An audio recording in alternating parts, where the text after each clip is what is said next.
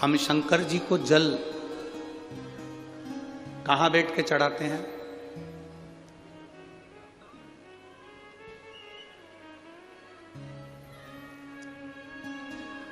बोलो बोलो, जन्म के बोलो जरा। वैसे तो जो शिवलिंग होता है उस शिवलिंग के आसपास कहीं पर भी बैठ जाओ जहां से जल बहता है, बस उस स्थान को छोड़कर। पर विशेष जल चढ़ाने का स्थान कहां से बताया गया? उत्तर की ओर मुख कर हमें दक्षिण में बैठना है, उत्तर में मुख करना है। उत्तर की ओर भगवान शंकर की जलाधारी, जलाधारी से मतलब है जो शिव जी का चढ़ा हुआ पानी जो बहता है वो उत्तर की ओर जाता है। तो हम कहां बैठते हैं? बोलो बोलो जम के, दक्षिण की ओर। मान लो शिव जी का पानी इधर जा रहा है तो तुम्हें इधर बैठना है, शिव जी का पानी इधर जा रहा है तो तुम्हें इधर बैठना है।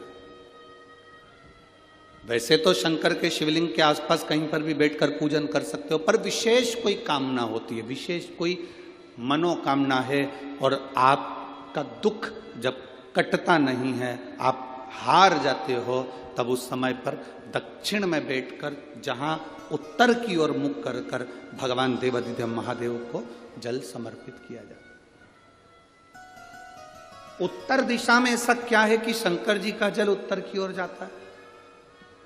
ये उत्तर और दक्षिण, ये दो दिशा तो हमारे यहाँ बड़ी विचित्र मानी जाती है। हमारे यहाँ सबसे अच्छी दिशा, कोई मकान भी लेता है तो कहता है पूरा पश्चिम का मकान होना चाहिए।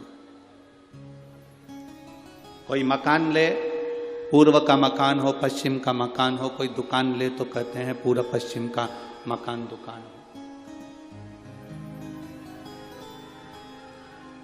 पर मेरा वो घरदानी तो उत्तर दक्षिण का आनंद लेता, उत्तर दक्षिण। ऐसा दक्षिण दिशा में ऐसा क्या है कि शंकर जी का चढ़ा हुआ जल दक्षिण में ही जाता है? यहां तक शिव महापुराण की कथा कहती है, मान लो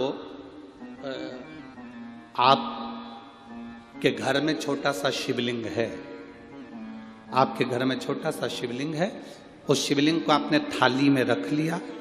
थाली में रखने के बाद में गूंज रहा है आवाज, थाली में रखने के बाद उस थाली में शिवलिंग को रख लिया, आपने उसको स्नान कराया। थाली में भी अगर शिवलिंग रख रहे हो तो उस शिवलिंग का जो दिशा है वो उत्तर की होना चाहिए। भले आप मंदिर में पूरा पश्चिम में बैठे हो, आपके घर का मंदिर तो पूरा पश्चिम में ही होगा। आपके घर का मंदिर कहाँ होगा? पूरा पश्चिम में। पर शिवलिंग की दिशा कहाँ रखना है? उसकी जलाधारी की दिशा कहाँ रखना है? जम के बोलो जरा, उत्तर। आप मंदिर में पूरा पश्चिम में बैठो, आपके घर के मंदिर में आप पूरा पश्चिम में बैठ के पूजन करो, क्योंकि आपका मंदिर पूरा पश्चिम ही होगा। ऐसा कोई घर नहीं जिसके घर के अंदर मंदिर पूरा पश्चिम में नहीं है। आप पूरा पश्चिम में बैठो, पर शिवलिंग को थाली में भी रखो तो उसकी जलाधारी उत्तर की होना चाहिए। आपने अगर स्नान कराया है, शंकर भगवान के शिवलिंग का जल जो आप लेकर जा रहे हो विसर्जन करने के लिए, शिवलिंग का चढ़ा हुआ पानी जो भगवान को हम घर में स्नान कराते हैं, भगवान को घर में नहलाते हैं, स्नान का जो जल होता है उसको हम ले जाकर जब वृक्ष में डालते हैं, उस समय पर शंकर का घर में चढ़ा हुआ जल जब हम ले जाकर उसको डालते हैं वृक्ष में, अगर आपका ध्यान उत्तर की ओर है, आपका मुख उत्तर की ओर है, भले आप जल डाल रहे हैं पर मुख यदि आपका उत्तर की ओर है तो आपकी मनोकामना पूर्ण होती ही है, ये निश्चित है।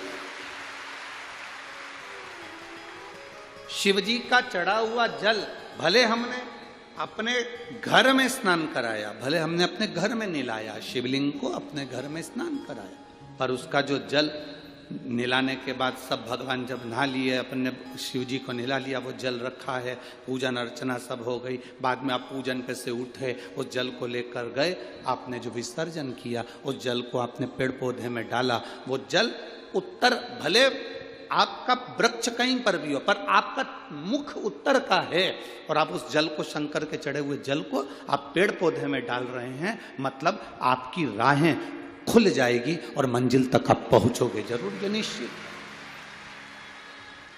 ये निश्चित था। श्री शिवाय नमस्तुभ्यम। दर्शकों, बिमला दुबे भक्ति चैनल में आप सभी का बहुत बहुत स्वागत है, अभिनंदन है। तो शिव लिंग पर जल कैसे चढ़ाएं, किधर बैठकर किधर खड़े होकर जल चढ़ाएं, तो गुरु भगवान ने बताया है, तो आप लोग ध्यान से सुनिए। और जो चैनल में न्यू है, चैनल को सब्सक्राइब करें, लाइक कमेंट जरूर कर दें, बेल आइकन दबाने को बिल्कुल भी ना भूलें। ये वीडियो बहुत ही आवश्यक है, बहुत ही अच्छा वीडियो है, क्योंकि हम लोग नहीं जान पाते हैं कि शिवलिंग पे जल कैसे चढ़ाएं, किधर मुख करके जल चढ़ाएं, कैसे क्या करना। तो इसीलिए ये गुरु भगवान की इस जानकारी को आप लोग जरूर कीजिएगा। उनके बताए हुए जानकारी को जरूर गांठ बांध लीजिएगा, क्योंकि हर पूजा पाठ कायदे से होता है तो हमें उसकी पुण्य भी अच्छे से प्राप्त होती है। आशा है आप लोग अच्छे से समझ गए होंगे। नेक्स्ट वीडियो में आप सभी से फिर से मिलती हूँ। तब तक के लिए आप सभी को हाथ जोड़कर नमस्कार, प्रणाम।